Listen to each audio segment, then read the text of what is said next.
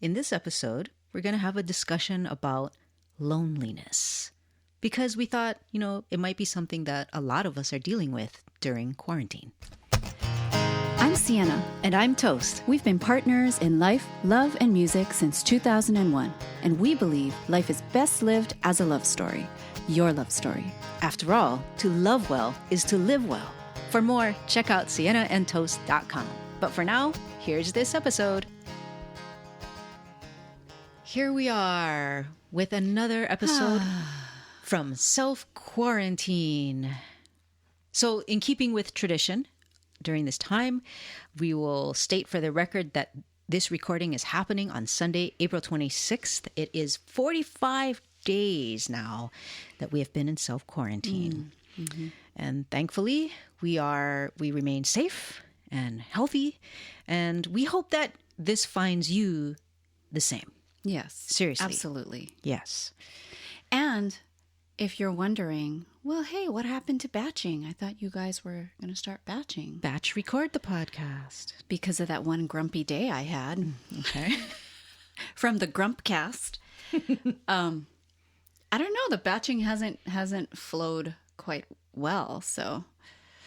Yeah. And we're okay with that. Yeah. I'm okay today. That's the, that's how this podcast is.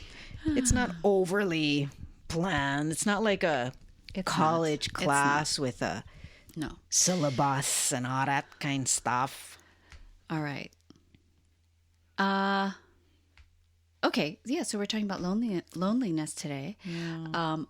But I do want to just add that if you are not on our email list, you may want to sign up before May 1st. Okay. Because I'm going to be giving a really healthy and yummy cookie recipe in that email. And tell... how I wanted to give people that cookie recipe because it's just so comforting, but yet it's healthy. It really is actually healthy. It's super healthy, and I promise you it's good. You will not be fooled. In other words... So sign up, and we don't email people a lot. In fact, hardly at all. If you signed up in the past, you'd be like, is anything happening? Yeah, you'd probably be like, hello, is anybody home? Okay. Maximum would be once a week, but we're not even doing that yet. So anyways, but sign up so you can get the cookie recipe. And this cookie recipe, just to make sure, when you say healthy, it's not just like, use margarine instead of butter or something like that. No, it's actually... Okay, so this cookie recipe is vegan. But I will say that not everything vegan is healthy. That's right. So it is vegan. Mm-hmm. And it's also grain-free, gluten-free, and soy-free. And it's still good. So basically it's a chocolate chip cookie, which we can always use another chocolate chip cookie recipe. And if you like shortbread, that shortbread texture, then you'll really love these cookies. Yeah. So that's my little cookie promo push. It's making me want a cookie. Yeah. So sign up before, I think we're going to try and get that newsletter out with the recipe on May 1st. Oh no, so that just gives them... Oh no, that's time. Yeah. Because the episode's coming out on Tuesday. If you really want it, just email us and request that's it. True. If you're too late, if you don't meet the deadline. Yeah. Oh my gosh. Okay. Yep. This is a casual, just see what happens kind of podcast generally. Mm-hmm. So that's what just happened. Should we just go right into the topic? Let's go right into the topic. Yeah. I think, I've been noticing that a lot of our quarantine podcasts have been a little more ramble leaning. Okay. Or rambling leaning. Yeah. Rambly. Okay. So we want to... okay, I'm not doing any better. You mean just like this? Like our episode. But that's okay. It's okay. I'm fine with it. So let's just move on. That's basically what I was saying. Because people have stuff to do. They have like 10 podcasts now Like, to listen try to and cut their during hair. quarantine, right? Yes, cut your own hair, color your own hair, put your own eyelashes on. I don't know, whatever else. All right. So loneliness. Now, we decided to cover this topic and just think about it and offer some words of hopefully support and solidarity and comfort and stuff, because we know that for a lot of people, it has been lonely, and that's part of the challenge. The I feel for true extroverts who Yes. live alone, yes, you know, or even true Right. extroverts in a partnership who normally spend a lot of time with a lot of other people. right. Anyone that normally spends time with a lot of other people in person and love that, let me add that there, Right. and love it, I feel for those people. Yeah. That is not me. Yes, and that's the other thing is we'll be upfront and say that, you know, both Sienna and I are pretty on the introverted side, and we have been used to working from home for years. And I think, oh, go ahead. But introverts get lonely too. Yes, see, that was Sienna's thought. Is she? Because I get knows- lonely. Yeah. So you don't have to say it like that. I don't need to be coddled. Well, the reason I said it like Don't that. coddle me. The reason I said it like that is because, Were you trying to be compassionate? well, maybe I don't. Maybe I just have what is it? Less self-awareness, or just I don't feel like I have a long experience with being lonely. I You know think what it's I mean? because you primarily live in your head. Like you love thoughts and you love to think about this and think about that. So there's lots going on for you Right. throughout the day. Yes. Where for me, I primarily live and be from my emotional space. And your emotions, you know, I mean, come on. They can go up and down. They're just like a lot of things can affect how you feel. But that is my first go-to is, okay, how am I feeling? Where a person who loves to think about different thoughts and that's their first place, I think there's always stuff to be thinking about, you know, and dissecting and analyzing. And so there's not much room there. Yeah. Oftentimes, I think. Yeah. I can easily. Yeah. I easily.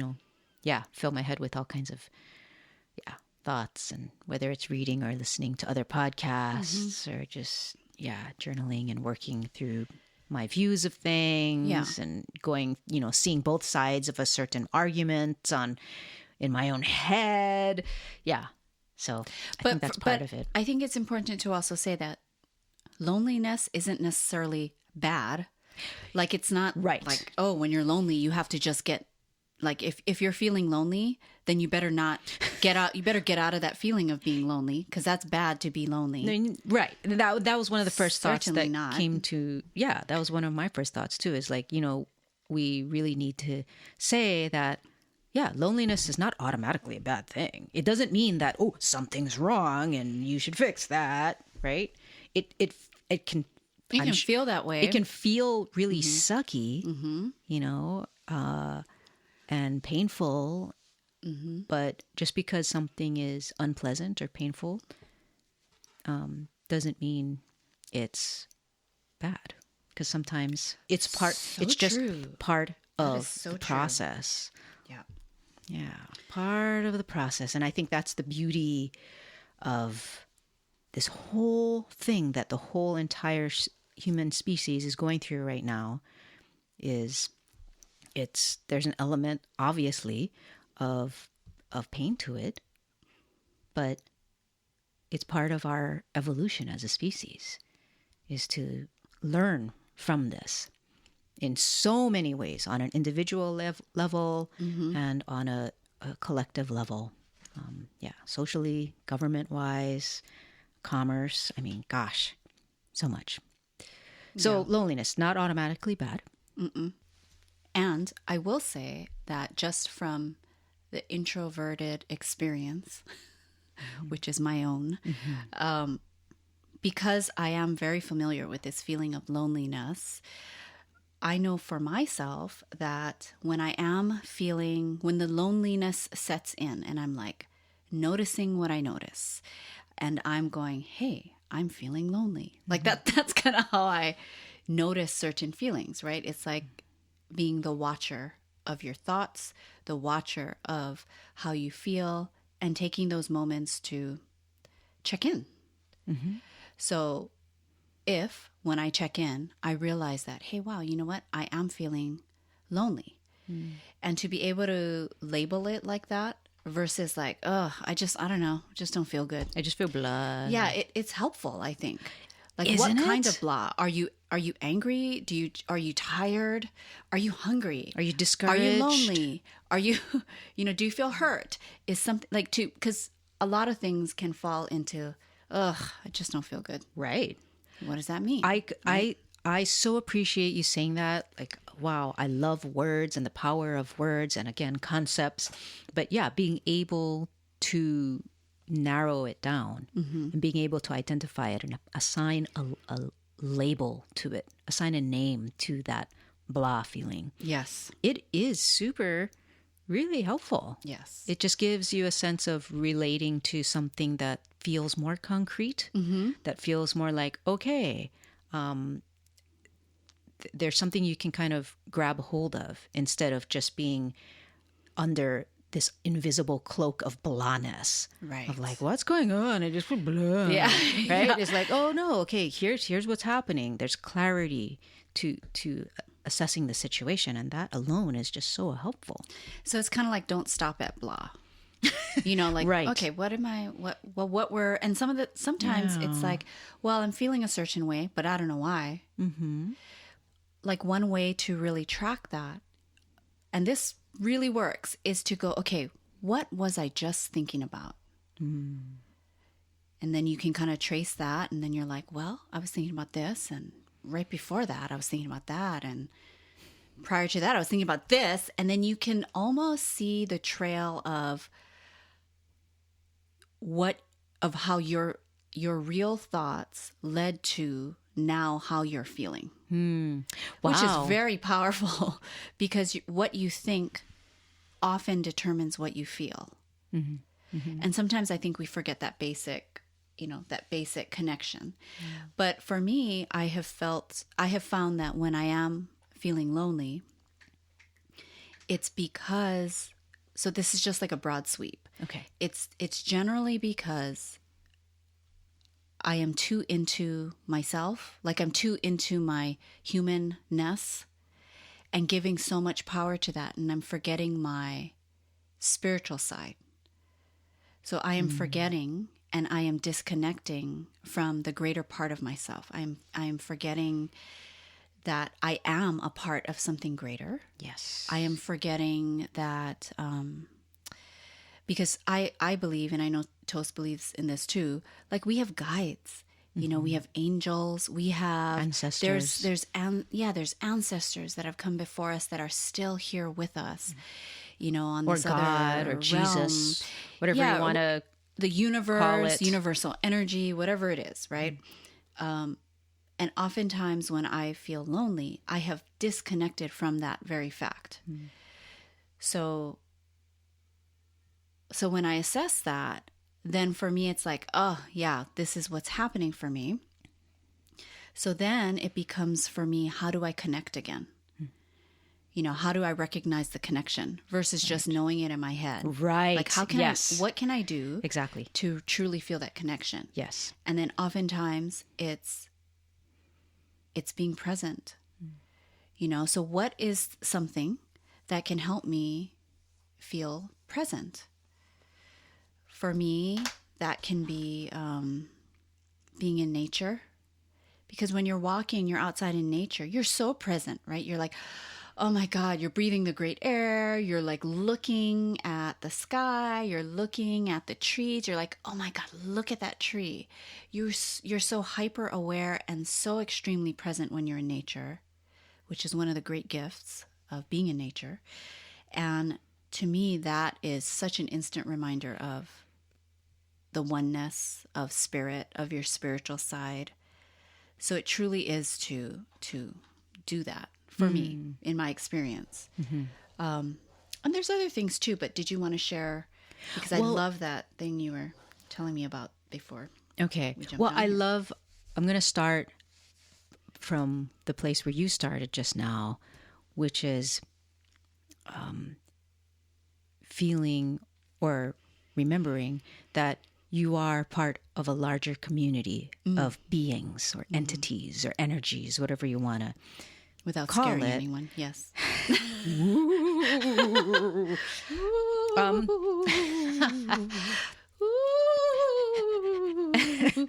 And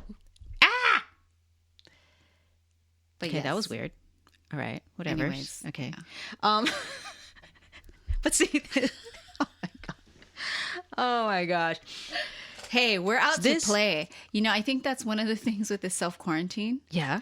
People may be quote unquote bored, right? Okay. And that's something else to explore as well, right? Like, what does it really mean if you're bored? Okay. But it's kind of like everyone's going a little crazy, I think. Yeah. And it's like, whatever, just our inner child and inner children are running free.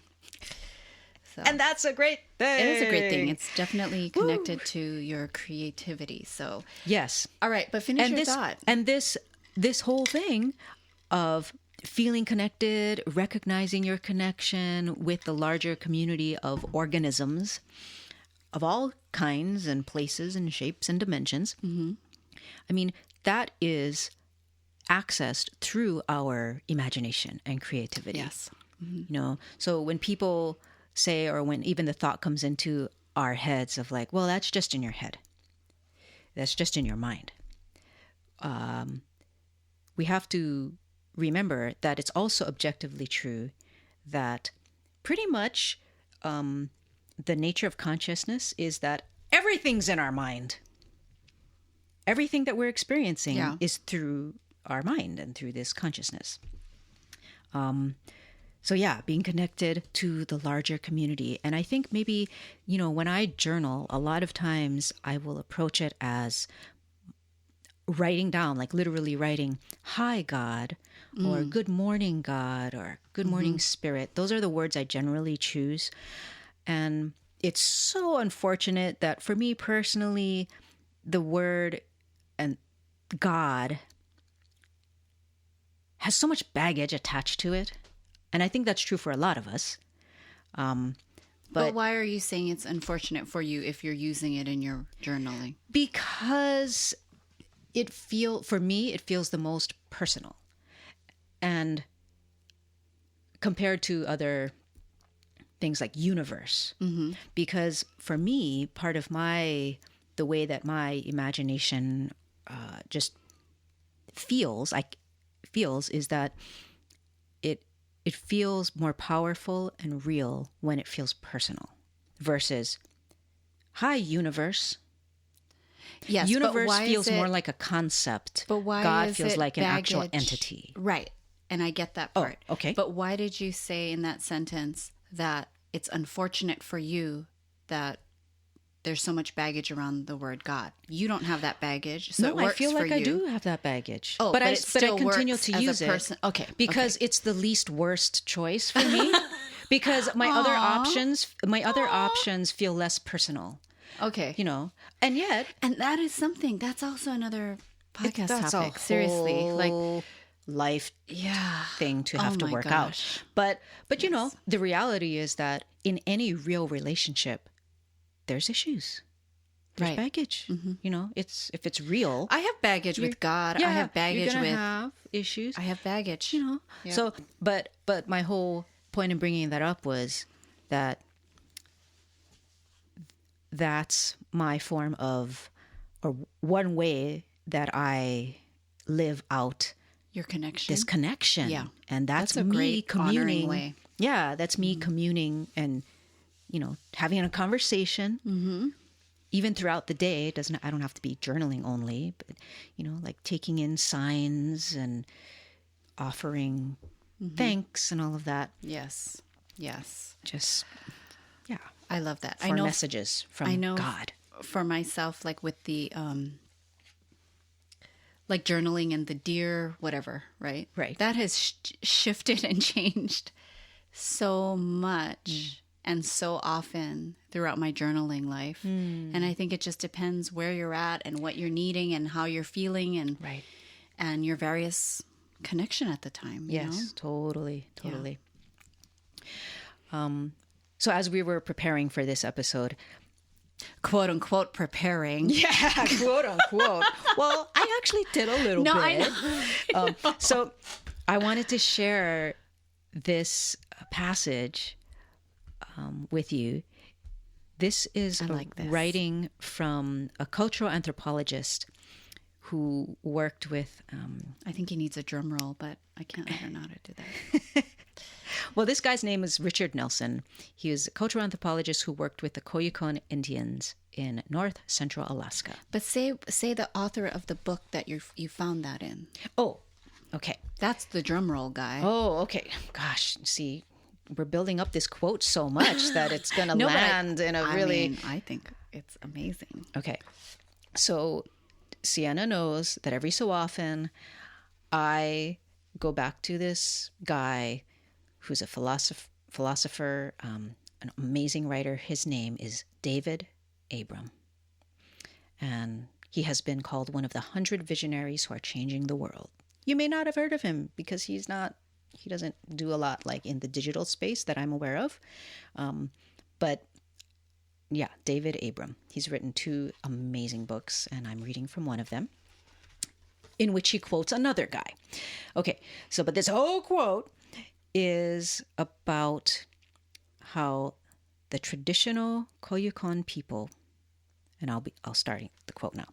They, quote, live in a world that watches, in a forest of eyes. A person moving through nature, however wild, remote, even desolate the place may be, is never truly alone. The surroundings are aware, sensate, personified. They feel, they can be offended, and they must at every moment be treated with a proper respect. End quote. What I love is that that's so intense. Description, but this description of experiencing life and what it feels like to be human in this world is true of many indigenous oral cultures. Yeah. I think it's the natural state of a human being who does not grow up in the age of reason, right? Where there's this separation was made between mind and body. And that's really an artificial separation, as we are coming to realize. We're such integrated beings, you can't truly separate those things. Our body has a mind, but I love that. I love me too. relating to the world, the physical world, in that way. And so often I'll find myself talking to objects, talking to things, not having these long philosophical conversations necessarily, but just treating them as other entities. But then when we're like old, how am I going to know if you're still healthy and talking to things? Or if I need to take you for a checkup? I don't know. How am I going to know if you're starting that now? Well, I'm not starting it out loud so much. Right. But, Yeah. And I think that this makes sense, that when we're with other people, part of the feeling of being the opposite of lonely, whatever that is, we can call that connected or whatever, right? Yeah. Part of that feeling is being conscious of being watched, of being seen, Very true. right? Living Yes. in that forest of eyes, when you know That you are... is just so much for me to take in. The forest of eyes? Yes. Yes.